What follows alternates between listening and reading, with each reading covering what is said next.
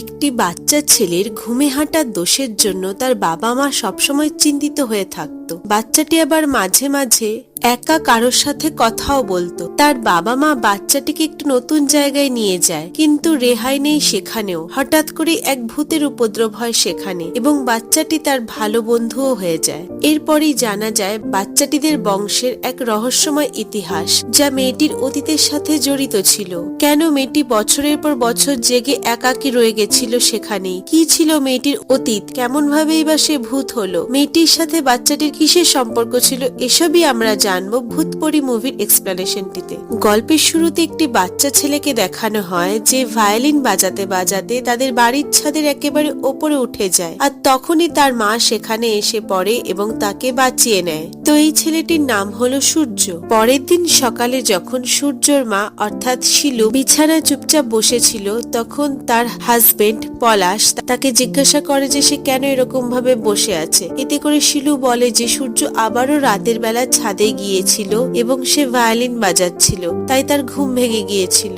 তো সূর্যর বাবা এতে করে চিন্তিত হয়ে যায় এবং তাদের পরিচিত দেবাংশ আঙ্কেলকে ছেলের ব্যাপারে জানায়। আসলে সূর্যর ঘুমের মধ্যে হাঁটবার অভ্যেস ছিল এবং তারই স্লিপ ওয়াকিং এর ব্যাপারটি নিয়ে তার বাবা মা দুজনেই চিন্তিত ছিল। তো এই ব্যাপারটিরই সমস্যার সমাধান করবার জন্য পরের দিন তারা সাইকোলজিস্ট দেবাংশুর কাছে যায়। তো ডক্টর দেবাংশু শিলু আর পলাশকে বলেন যে স্লিপ ওয়াকিং তো খুবই কমন একটা ব্যাপার। তো এতে শিলু বলে ওঠে যে ভায়োলিন বাজিয়ে কে স্লিপ ওয়াকিং করে? এতে করে দেবাংশু বলে যে সূর্যের মিউজিকের প্রতি প্রতিভা আছে এবং সে তো খুবই ভালো বাঁশি বাজাতে পারে, তাই ভায়োলিনের প্রতি তার আগ্রহ থাকাটা কোনো অস্বাভাবিক ব্যাপার নয়। এতে করে শিলু বলে যে সূর্য কখনো ভায়োলিন বাজায়নি, আর এই ভায়োলিনটা পলাশের বাবার একটি পুরনো ভায়োলিন ছিল, যেটা 2 সপ্তাহ আগে সারিয়ে আনা হয়েছে এবং সেটা সূর্য একবার বাজাতে চেষ্টা করলেও তা বাজিয়ে উঠতে পারেনি। এতে করে ডক্টর দেবাংশু বলেন যে সে না পারলেও তার সাবকনশিয়াস অবশ্যই সেটা পারে। কিন্তু তখন শিলু বলে যে ছাদের দরজা তো তারা বন্ধ করে শুয়েছিল, তাহলে সূর্য কি করে সেটা খুললো? তো দেবাংশু বলে যে দরজা খোলবার সময় সূর্যের হাতে ভায়োলিনটি না থাকতেও পারত। আসলে আমাদের মন একটি অত্যন্ত জটিল ব্যাপার, সবকিছুর উত্তর সেখানে পাওয়া যায় না। এরপর বাড়িতে শিলু যখন কাজ করছিল তখন সূর্যকে কারো সাথে কথা বলতে শুনে শিলু সূর্যের ঘরে যায় এবং তার দরজা খুললে দেখতে পায় যে সূর্য একা দাঁড়িয়ে নিজের মনে কারো সাথে কথা বলে যাচ্ছে। তো এতে করে শিলু সূর্যকে কার সাথে কথা বলছে জিজ্ঞাসা করলে সে বলে যে সে তো কারো সাথে কথা বলছে না, সে তো খেলছে। এরপর শিলু ডক্টর দেবাংশুকে ফোন করে তাকে জিজ্ঞাসা করে যে কেউ যদি কাউকে হ্যালুসিনেট করে তাহলে কি তার মানে সেটা স্কিজোফ্রেনিয়া হতে পারে এবং এর কি মেডিকেশন ছাড়া আর অন্য কোনো অল্টারনেটিভ উপায় নেই? তখন ডক্টর দেবাংশু শিলুকে বলে যে মানুষ বিভেদে স্কিজোফ্রেনিয়া ঠিক করা হয় এবং এরপর শিলুদেরকে কয়েকদিনের জন্য বাইরে কোথাও থেকে ঘুরে আসতে বলে এবং তাদেরকে কোনো পাহাড়ে যেতে বারণ করে দেয়, যেহেতু সূর্যের স্লিপ ওয়াকিং এর একটি অভ্যেস আছে। এরপর ফোন করতে করতে শিলুকে দেখা যায় কোনো একটি কারণে সে উসখুস করছে এবং সে ফোনটি রেখে দিয়ে দৌড়ে রান্নাঘরে গিয়ে দেখে যে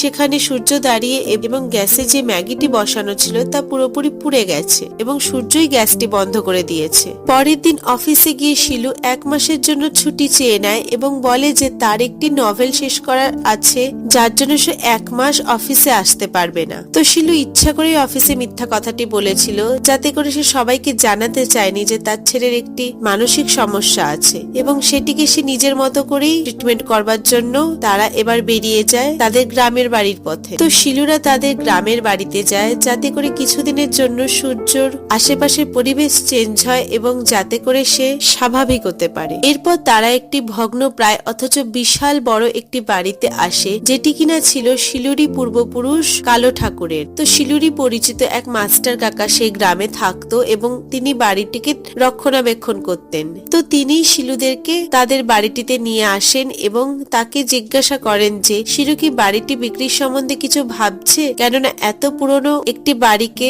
তার পক্ষে রক্ষণাবেক্ষণ করা প্রায় হিমশিম খেয়ে যাওয়ার মতো হয়ে উঠেছে। তো এতে করে শিলু বলে যে বাড়িটি বিক্রি বাড়ির সম্বন্ধে তেমন কিছু সে ভাবেনি। তার উপন্যাস লেখার জন্য কদিনের জন্য সে এখানে এসেছে। এরপর মাস্টার কাকা বলে যে শিলুর মা বাবার জন্য তার খুব দুঃখ হয় এবং আর কখনো যে শিলুর সাথে তার দেখা হবে সেটা সে ভাবতেও পারেননি। এরপর শিলুদের বাড়িতে একটি টিউবওয়েল থাকলে সেখানকার একটি কর্মচারী টিউবওয়েলটি চালিয়ে জল ভরতে থাকলে সূর্য দেখে যে কলটি থেকে গরম জল পড়ছে এবং সে কলটি থেকে গরম জল পড়ার কারণ জিজ্ঞাসা করতে চাইলে মাস্টার কাকা বলে যে মাটির নিচে যক্ষপুরী আছে, তাই রাক্ষসদের রাগে কলের জল গরম হয়ে গেছে এবং তারা কল দিয়ে বেরিয়ে আসলে সূর্যর কিন্তু খুব বিপদ হয়ে যাবে। এরপর ওখানে বনওয়ারি বলে একজন বয়স্ক ব্যক্তিকে আসতে দেখা যায়। তো মাস্টার কাকাই বনওয়ারিকে ঠিক করে রেখেছিলেন, যিনি একজন বিহারি ব্রাহ্মণ। মাস্টার কাকা শিলুকে বলেন যে এই বনওয়ারি তাদের রান্না বান্নার কাজ করে দেবে, কেননা তার রান্নার হাতের খুব প্রশংসা আছে। আর তাছাড়া কালো ঠাকুরের বাড়িতে তো যে সে লোককে রাখা যায় না। পরের দিন সূর্য খেলতে বাড়ির বাইরে চলে গেলে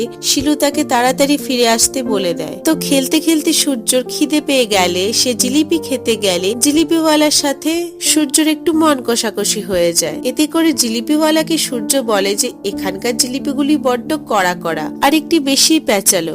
এতে জিলিপিওয়ালা সূর্যকে বলে যে দুর্গাবাড়ির জঙ্গলে ভূতেরা থাকে আর দুষ্টু ছেলেদের পেলে সে তাদের ঘাড় মটকে দেয়। তো এই কথাটি শোনাতে সূর্যর মনে কৌতূহলের সঞ্চার হয়। এরপর রাতের বেলা সূর্য বনওয়ারিকে দুর্গাবাড়ির সম্বন্ধে জিজ্ঞাসা করলে তিনি বলেন যে ওটা তো খুবই ভয়ঙ্কর একটি জায়গা এবং ওখানকার নাম নিলে রাম নাম জপ করতে হয়। এরপর সূর্য বনওয়ারিকে পিড়াপিড়ি করলে সে বলে যে সে শুনেছে দুর্গাবাড়িতে একটি খুব সুন্দর মেয়ে বাস করে, যার সারা শরীরে বিভিন্ন দামি দামি গয়না আছে, কিন্তু তাকে দেখা গেলেও ছোঁয়া যায় না। পরের দিন শিলু তার সোনার একজোড়া দুল পড়তে গেলে সেটিকে খুঁজে না পেলে পলাশ তাকে বলতে থাকে যে বাড়িতে তো একজন অচেনা লোক আছে, তাই সোনার জিনিসপত্র যেন সে গুছিয়ে রাখে। অর্থাৎ পলাশ বনওয়ারিকে উদ্দেশ্য করে এই কথাটি বলেছে। এরপর পলাশ সেখান থেকে কলকাতায় চলে যায়, কেননা তাকে অফিসে যেতে হবে এবং শনিবার ফিরবে বলে এরকমটা বলে যায়। এরপর দেখা যায় সূর্য বাঁশি বাজালে বনওয়ারি তার সুন্দর বাঁশি বাজানোর আওয়াজে এসে তার কাছে বসে এবং সূর্যর গুণের প্রশংসা করতে থাকে। তো সূর্যর মাথায় এখন সারাদিন দুর্গাবাড়ির ভূতের কথাই চলছিল, তাই বনওয়ারিকে সে জিজ্ঞাসা করে বসে যে গয়না পরা ভূত কি কারোর গয়না চুরি করে? এতে বনওয়ারি বলে যে ভূতের তো শরীরই নেই, তাহলে গয়না নিয়ে সে কি করবে? কিন্তু বলা যায় না, ভূতের মর্জি স্বয়ং ভূতই জানে। আসলে সূর্য ভাবছিল যে তার মায়ের গয়নাটি হয়তো এই দুর্গাবাড়ির ভূতটি নিয়ে থাকতে পারে, কেননা সে তো গয়না খুব ভালোবাসে। এরপর সূর্যদের বাড়িতে গাজন নাচের দল এসে নাচ দেখালে বনওয়ারি তাদের প্রণাম করে কিছু টাকা দেয় এবং এটি দেখে সূর্য মজা পেলে সে তাদের পিছন পিছন বেরিয়ে যায়। তো শিলু এইসব কিছুই উপর থেকে দেখছিল। এরপর গাজনের দলটি যে রাস্তা দিয়ে যাচ্ছিল সেই রাস্তা দিয়ে মাস্টার কাকাও তার বাড়ি ফিরছিল এবং সেখানে সেই জিলিপিওয়ালাটির সাথে তার দেখা হলে সে মাস্টারকে জিজ্ঞাসা করে যে নরু ঠাকুর কি এবার পুজোয় থাকতে পারবেন? তাতে মাস্টার কাকা বলেন যে ডাক্তার তাকে বারণ করেছেন এইসব থেকে দূরে থাকতে, কিন্তু জিলিপিওয়ালাটি মাস্টার কাকাকে জোর করলে সে হ্যাঁও করতে পারে না আবার নাও করতে পারে না। এরপর মাস্টার কাকা দেখে যে সূর্য গাজনের দলের সাথে সাথে কোথাও যাচ্ছে এবং তাকে ডাকলে সূর্য তা শুনতে পায় না। এতে জিলিপিওয়ালাটি বলে যে ছেলেটি খুবই দুষ্ট এবং বড্ড বেয়াদব ও ফাজিল এবং ছেলেটি কালো ঠাকুরের কে হয় সেটি মাস্টার কাকাকে জিজ্ঞাসা করে। এতে করে মাস্টার কাকা বলে যে এটি কালো ঠাকুরের নাতির মেয়ের ছেলে হয়। এতে জিলিপিওয়ালাটি বলে যে তাহলে তো ওই বংশের আর কেউ নেই। এরপর মাস্টার কাকার বাবা তাকে ডেকে জিজ্ঞাসা করেন যে কালো ঠাকুরের বাড়িতে কি ঘটনা ঘটেছে। এতে করে মাস্টার কাকা বলেন যে ভুদুর মেয়ে তার বর আর ছেলেকে নিয়ে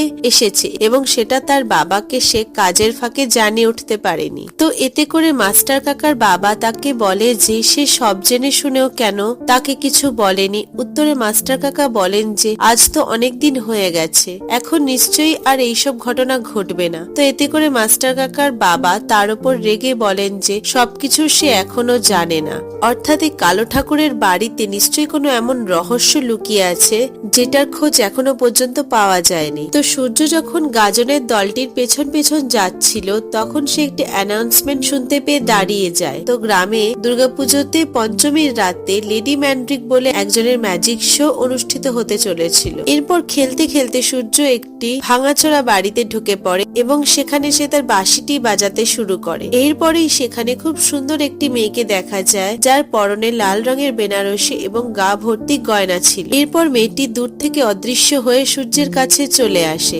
এবং সূর্যকে তার সম্বন্ধে জিজ্ঞাসা করে। তো সূর্য মেয়েটির ভেলকিবাজি দেখে ভাবে যে সে নিশ্চয়ই জাদু জানে এবং মেয়েটিকে বলে যে তুমি কি বিশ্ববিখ্যাত জাদুঘর লেডি ম্যান্ড্রেক? এতে মেয়েটি রেগে মেগে বলে ওঠে যে আমার নাম বনলতা। এরপর বনলতা সূর্যকে টাচ করতে গেলে ছিটকে পিছনে সরে যায় এবং বলে যে আমি মরার পর প্রথমবারের জন্য কাউকে ছুলাম এবং নিশ্চয়ই তুমি কোনো মানুষ নও, কেননা আমি তো মরার পর আর কাউকেই ছুতে পারিনি। এরপরে মেয়েটি তার পরিচয় দেয় সে হলো আসলে একটি ভূত এবং এখন সূর্য যেখানে আছে সেটি হলো দুর্গাবাড়ি এবং এই দুর্গাবাড়িতেই সে থাকে। এরপর সূর্য বনলতাকে বলে যে তাহলে তুমিই হলে সেই গয়নাচোর ভূত। এতে বনলতা সূর্যের উপর রেগে যায় আর বলে ওঠে যে আমি মরে গেছি তো কি আছে, আমার কি কোনো সম্মান নেই? মানুষগুলো দিন দিন যেন বদমাইশ হয়ে যাচ্ছে, ভূতেদেরও সম্মান দিতে তারা এখন ভুলে গেছে। আর এই বলে বনলতা উধাও হয়ে যায়। এরপর সূর্য দুর্গাবাড়িটির চারধারে ঘুরে বেড়াতে থাকে এবং সেখানে একটি কুয়ো দেখলে তার মধ্যেকার সিঁড়ি দিয়ে নিচে নেমে একটি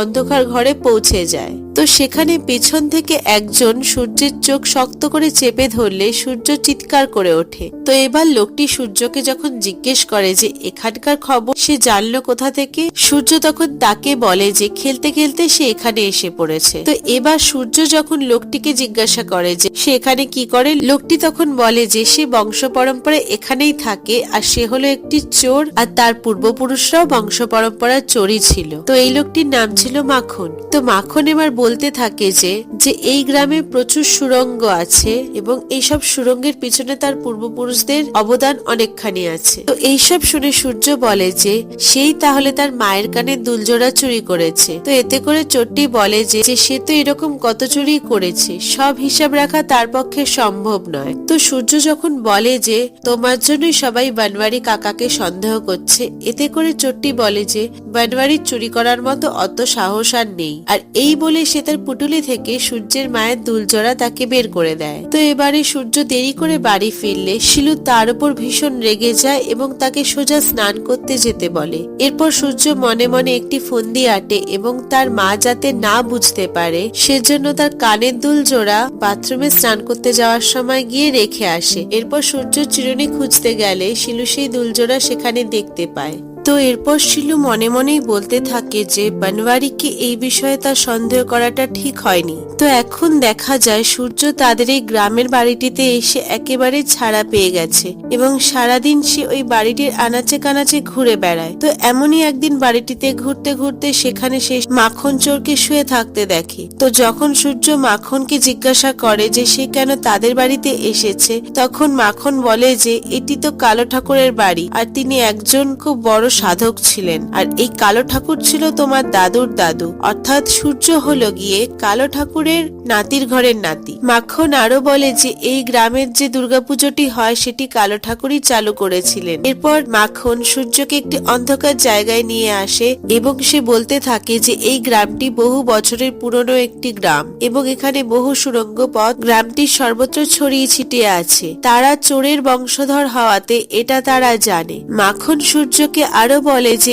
এই গ্রামে বহু বছর আগে সতীদাহ প্রথা চালু ছিল আর গ্রামটিতে সমস্ত মৃত সতীদের আত্মায় ভরে গিয়েছিল, তাই গ্রামের লোকেরা নিজেদের প্রাণ বাঁচাতে সেই প্রথাটি বন্ধ করে দিয়েছিল। এরপর একদল সাধু এসে তাদের বংশধরদের সাহায্য নিয়ে এই সুড়ঙ্গ পথটি বানায় আর এই সুড়ঙ্গটি সোজা গিয়ে মাটির তলায় মিশেছে, যেখানে সাধুরা তাদের বিশেষ মন্ত্রবলের দ্বারা সতীদের অতৃপ্ত আত্মাদেরকে ঘুম পাড়িয়ে রেখেছে। এরপর সাধুরা চলে গেলে তারা একটি পুঁথি লিখে মাটির তলায় কবর দিয়ে যায় এবং আজ তারই ওপরে কালো ঠাকুরের মহামায়ের মূর্তিটি প্রতিষ্ঠিত হয়ে আছে। এতে করে সূর্য মাখনকে জিজ্ঞাসা করে যে তুমি এসব কথা কিভাবে জানলে? তখন মাখন বলে যে আমার দাদু তো শীত কেটে সেই পুঁথিটিকে নিজের কাছে নিয়ে এসেছিল। তখন সূর্য জিজ্ঞাসা করে পুঁথিটিতে কি লেখা ছিল, যাতে করে মাখন বলে যে সে এক অদ্ভুত ভাষায় পুঁথিটি লেখা ছিল, তাই তার ভাষা বোঝা যায়নি। এরপর যখন সূর্য মাখনকে জিজ্ঞাসা করে যে সে কখনো সুড়ঙ্গটিতে গেছে কিনা, তাতে মাখন বলে যে সে সেখানে গেলে তো 5 বুড়োর ভূতকে সে ঘুম পাড়িয়ে গোটা গ্রামে সেই রাজত্ব করত। এরপর সূর্য আবার দুর্গা বাড়িতে যায় এবং সেখানে বনলতাকে খুঁজতে থাকে যাতে করে সে তাকে সরি বলতে পারে। তো বনলতা হলো গিয়ে এক আত্মা, তাই তাকে তো খালি চোখে দেখা যেত না, আর অদৃশ্য হয়ে থাকলে সূর্য তার সাথে ভালোভাবে ভাব জমে উঠতে পারছিল না। তাই সূর্য যখন বনলতাকে দেখা দেওয়ার জন্য পিড়াপিড়ি করে তখন বনলতা সেখানে এসে হাজির হয়। এরপর বনলতা সূর্যকে জিজ্ঞাসা করে যে সে কি কালো ঠাকুরের বংশধর, কেননা আজ পর্যন্ত কেউ বনলতাকে ছুতে পারেনি, কিন্তু সূর্য সেটা পেরেছিল। আসলে কালো ঠাকুর একজন নামকরা সাধক ছিলেন, তাই কালো ঠাকুরের সাধনা শক্তি তার বংশধরদের মধ্যেও নিশ্চয়ই আছে, তাই সূর্যের এরকম ক্ষমতা ছিল। সূর্য এবার বলে যে সত্যি কি তাকে এর আগে কেউ ছোঁয়নি। এতে করে বনলতা বলে যে তাকে আজ পর্যন্ত কেউ ছুতে পারেনি, এমনকি মাস্টারের বাবা নরুও তাকে মৃত্যুর পরে দেখতে পেলেও ছুতে পারেনি। এরপর সূর্য বনলতাকে জিজ্ঞাসা করে যে আজ থেকে কতদিন আগে সে মারা গিয়েছে, আর তখনই গল্পের সিন শিফট হয় ফ্ল্যাশব্যাকে। অতীতে বনলতা একজন বিধবা মহিলা ছিল এবং এক রাতে তাদের বাড়িতে মা ঠাকুর বলে একজন আসলে বনলতা তাকে বলে যে প্রায়ই দুর্গাবাড়ির থেকে অনেক বাচ্চার কান্নার আর্তনাদ সে শুনতে পায়। এতে করে মা ঠাকুরও তার সহচর নিতাইকে কাল স্নানের পরে তাদের বাড়িতে আসতে বলে। পরের দিন যখন বনলতা তার ঘরের কাজবাজ করছিল তখন তার বাবা তাকে বলেন যে কালো ঠাকুর আজ বনলতার জন্য একটি ভালো প্রস্তাব দিয়েছেন। অর্থাৎ এর থেকে বোঝা যায় বনলতা কালো ঠাকুরের সমসাময়িক ছিল, আর বনলতার ঘটনাটি ঘটেছিল আজ থেকে বহু বছর আগে, কেননা কালো ঠাকুর সূর্য ঠাকুরদা ছিলেন। তো বিয়ের প্রস্তাবে বনলতা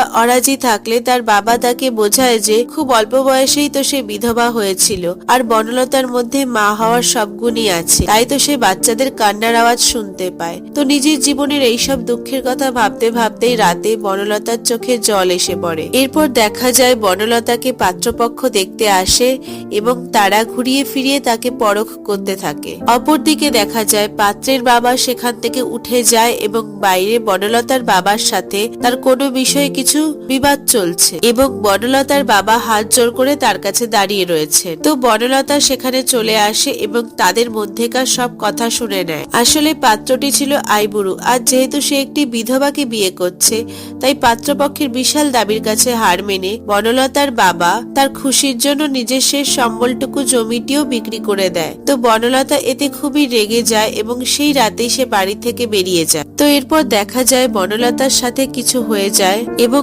সোজা পরের দিন বনলতাকে দুর্গাবাড়িতে দেখানো হয়, যেখানে সে আবার কিছু বাচ্চার কান্নার আর্তনাদ শোনে। তবে বাচ্চাগুলি কেউই আসল ছিল না, সেগুলি সব এক একটি ছায়ামূর্তি ছিল।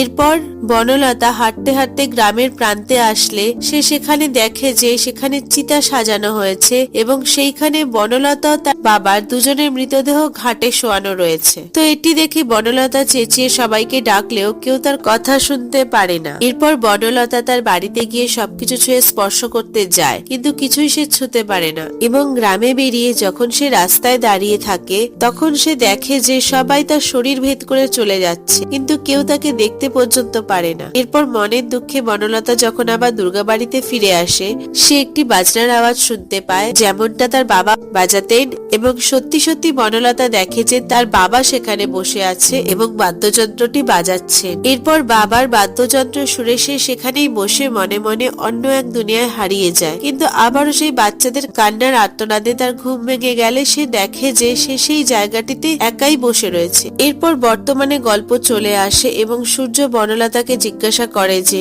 এই স্বপ্ন সে আর কখনো দেখেনি তো। এর উত্তরে বনলতা সূর্যকে বলে যে এরপর থেকে সে আর কখনো ঘুমায়নি, তো স্বপ্ন দেখবে কোথা থেকে। বনলতা আরো বলে যে কেবলমাত্র দুর্গাবাড়ি সবকিছুকেই সে ছুতে পারে আর সূর্যকেও সে ছুতে পারে, কিন্তু এর বাইরে আর কোনো কিছুকে সে ছুতে পারে না। এরপর বহুবার সে মা ঠাকুরানের বাড়িতে নিজের অস্তিত্ব প্রমাণ করতে গিয়েছিল, কিন্তু সেও তাকে দেখতে পায়নি। এরপর বাচ্চাদের সেই করুণ আর্তনাদ ও তার সাথে সাথে সেই সব ছায়ামূর্তিদেরকে সে বহুবার শুনেছেও দেখেছে, কিন্তু যখনই সে সেগুলিকে ছুতে যাবে তারা অদৃশ্য হয়ে যায়। এরপর আবার পরের দিন মাখনের সাথে সূর্যের দেখা হলে সূর্য তার কাছ থেকে ঘুম পাড়ানির সেই পুঁথিটি চায়, যার সাহায্যে বনলতাকে সে ঘুমাতে সাহায্য করবে, কেননা সে তো দীর্ঘ অনেকটা বছর ধরে ঘুমায়নি। এরপর রাস্তায় জিলিপিওয়ালার সাথে সাথে সূর্যর দেখা হলে সে গম্ভীরভাবে মাথা ঘুরিয়ে সেখান থেকে চলে যায় এবং জিলিপিওয়ালা যখন এই খবরটি দেওয়ার জন্য মাস্টারের বাবার কাছে যায় তখন নরু ঠাকুর বলেন যে সূর্য এবার মরবে, আর এই বলে মাস্টারের বাবা নরু ঠাকুরকে দেখানো হয়।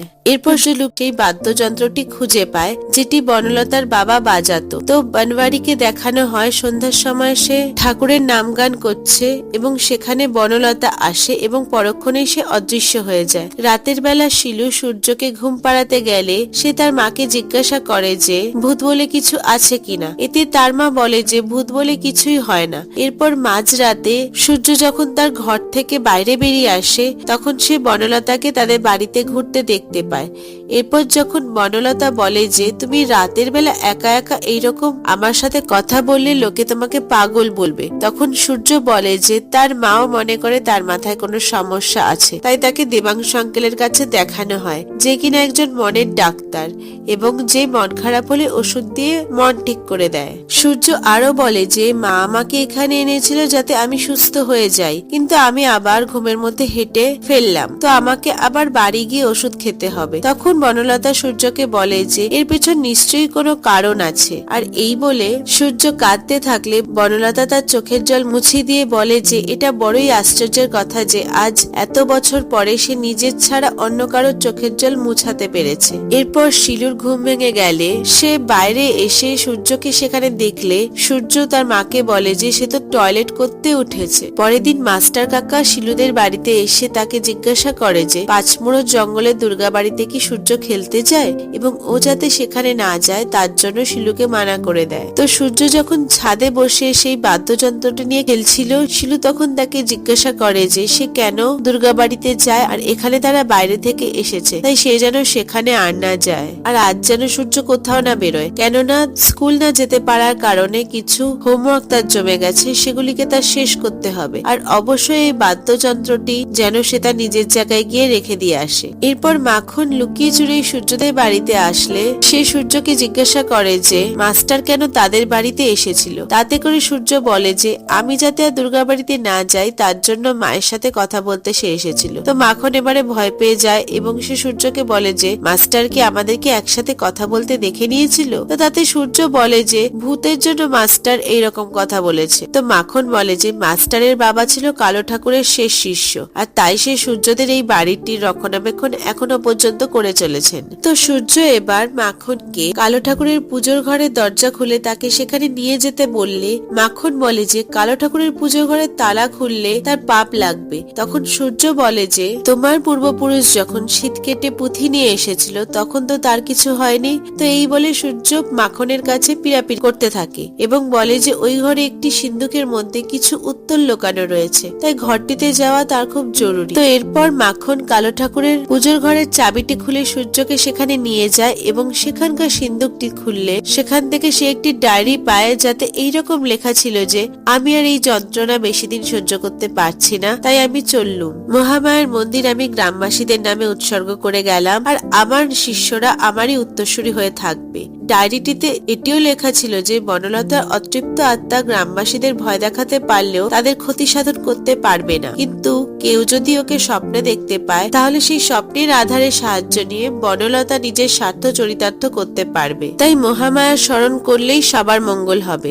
এরপর মাখন সূর্যকে জিজ্ঞাসা করে যে সে বনলতাকে সামনাসামনি না স্বপ্নে দেখেছিল। তখন সূর্য বলে যে সে তাকে সরাসরি দেখেছিল, কিন্তু আশ্চর্যের কথা এইটাই হলো যে বনলতা মরবার পর একবারই ঘুমাতে পেরেছিল, আর তাতে সে যে স্বপ্নটি দেখেছিল তা আর তার দেখা হয়ে ওঠেনি, আর এই স্বপ্নের গল্পটি সূর্যেরও যেন কোথাও শোনা শোনা লাগছিল। তো এবার শিলু সূর্যকে ডাকলে সূর্য মাখনকে বলে যে সে যেন কাল এখানে না আসে, কাল তো সে বনলতার সাথে লেডি ম্যান্ড্রেকের ম্যাজিক দেখতে যাবে। তো পরের দিন যখন বনলতা ও সূর্য একসাথে ম্যাজিক দেখতে যায় মাস্টার কাকাও সেখানে পৌঁছে যায় এবং সে সেখানে সূর্যকে দেখতে পায় যার সাথে অস্বাভাবিক কিছু ঘটছিল। এরপরে মাস্টার কাকা বাড়িতে এসে তার বাবাকে এইসব কথা জানিয়ে দেয়। পরের দিন মাখন একটি নোটবুকের মতো জিনিস এনে সূর্যকে দিলে সূর্য মাখনকে বলে এটি কি তোমার পুঁথি, অর্থাৎ তখনকার দিনে কি এইরকম খাতা পাওয়া যেত। এতে মাখন বলে যে এটা তো আসল পুঁথির একটি কপি মাত্র, আসলে তার পূর্বপুরুষরা যখন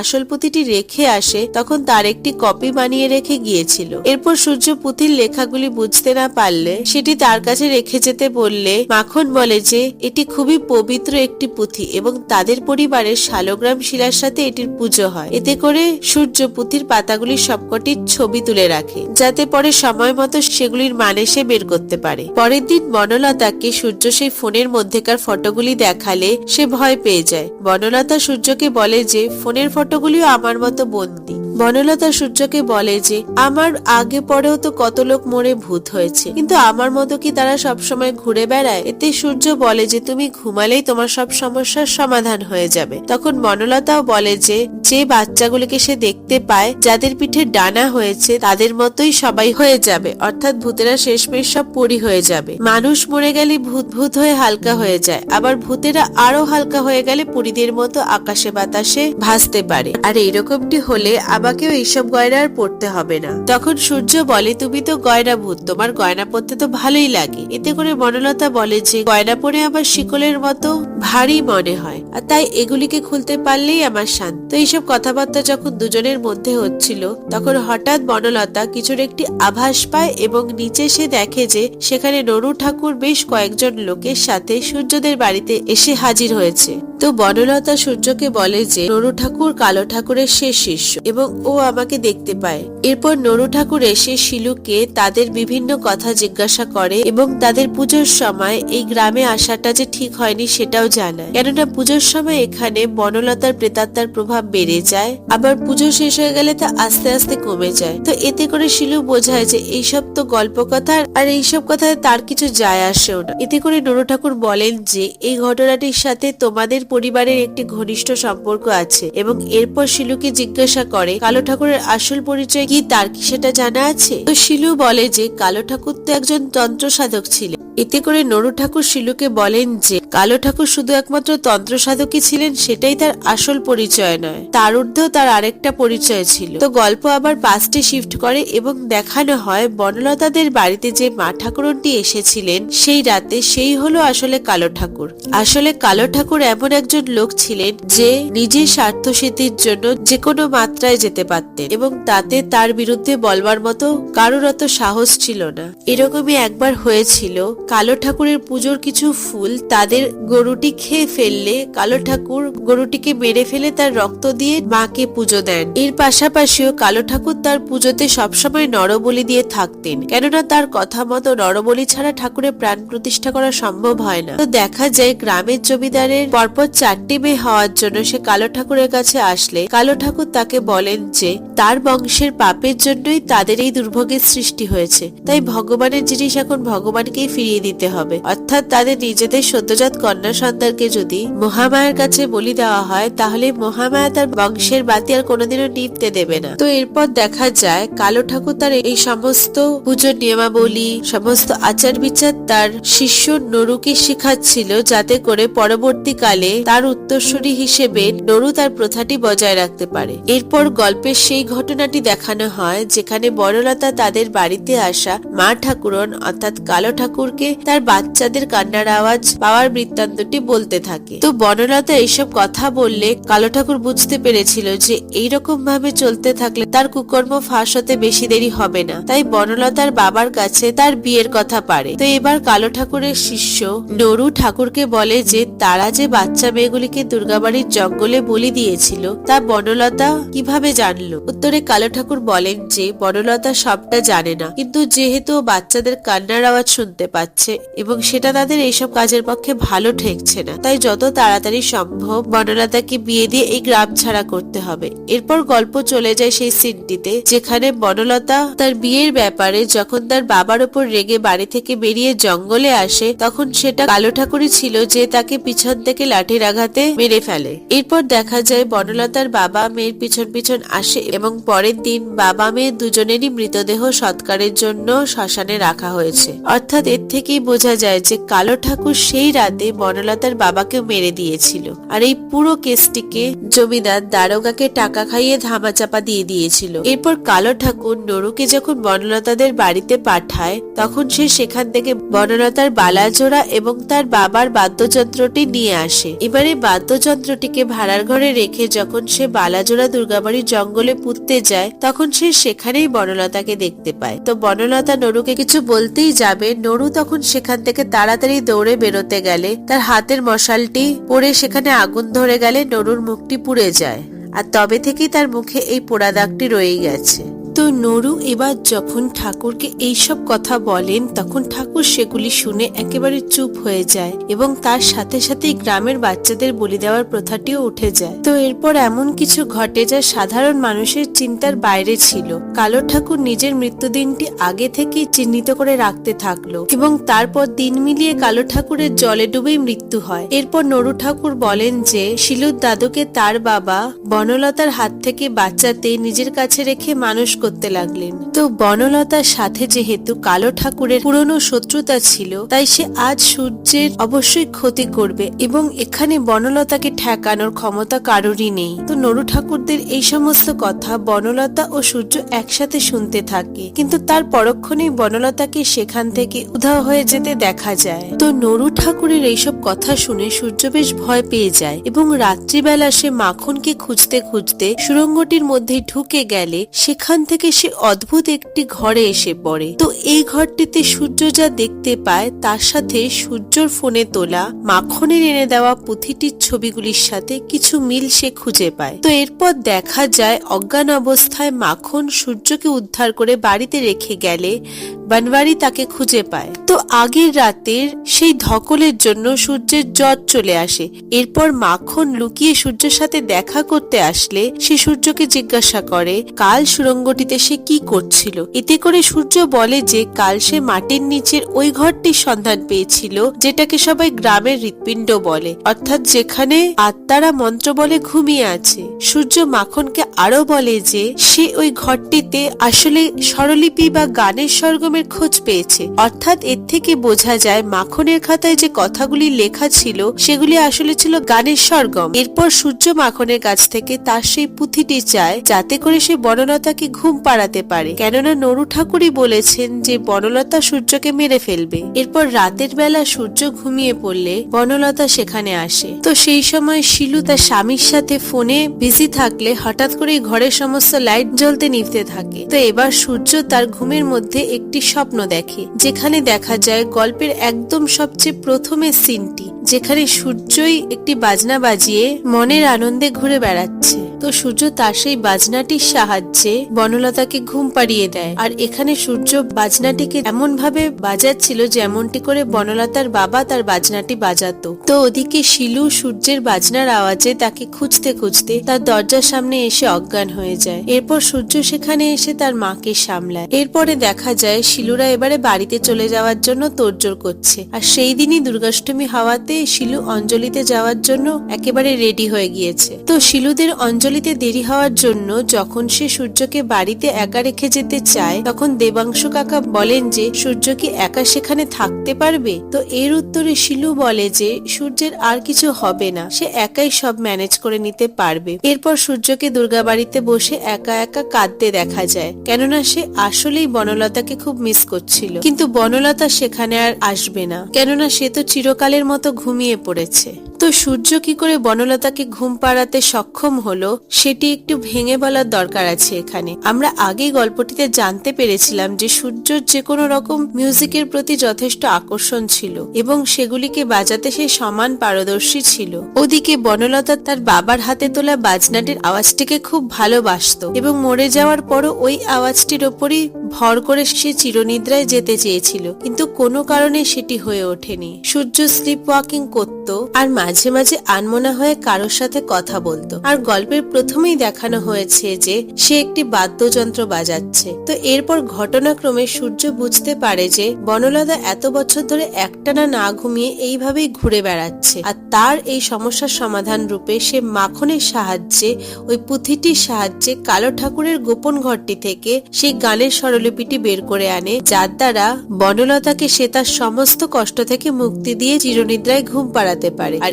এইভাবেই সূর্য বনলতাকে তার সমস্ত কষ্ট থেকে মুক্তি দেয়। এবার সেখানে মাখন আসলে সূর্যের এই সাহসিক কাজের প্রশংসা করে মাখন তাকে তাদের বংশের সেই পুঁথিটি দিয়ে দেয়। তো এরপর সূর্য চলে যেতে গেলে তার কাছে একটি হলুদ পাতা এসে আবার তাকে ছুঁয়ে চলে যায়। অর্থাৎ বনলতা সূর্যের প্রতি তার ভালোবাসা আর স্নেহকে স্বীকার করে নেয়। একসময় এই বংশের কালো ঠাকুরের জন্যই তার দুঃখ কষ্টের শুরু হয়েছিল, আর আজ এই বংশের সন্তানই তাকে সমস্ত দুঃখ কষ্ট থেকে মুক্তি দিয়ে গেল। তো এভাবেই গল্পটি এখানে শেষ হয়ে যায়। গল্পটি যদি তোমাদের ভালো লাগে তাহলে কমেন্ট করে আমাকে জানাতে পারো, আর ভিডিওটিকে তোমরা চাইলে লাইক করে প্রিয়জনদের সাথে শেয়ার করে দিতে পারো। আর এইরকম নতুন নতুন মুভি, ওয়েব সিরিজ, এইসবের লেটেস্ট ভিডিও তোমাদের পছন্দ হলে চ্যানেলটিকে সাবস্ক্রাইব করে পাশের বেল বাটনটি প্রেস করে দেওয়ার অনুরোধ রইল। তো আবার তোমাদের সাথে দেখা হবে নতুন একটি ভিডিওর এক্সপ্লেনেশন নিয়ে। ততক্ষণের জন্য টাটা।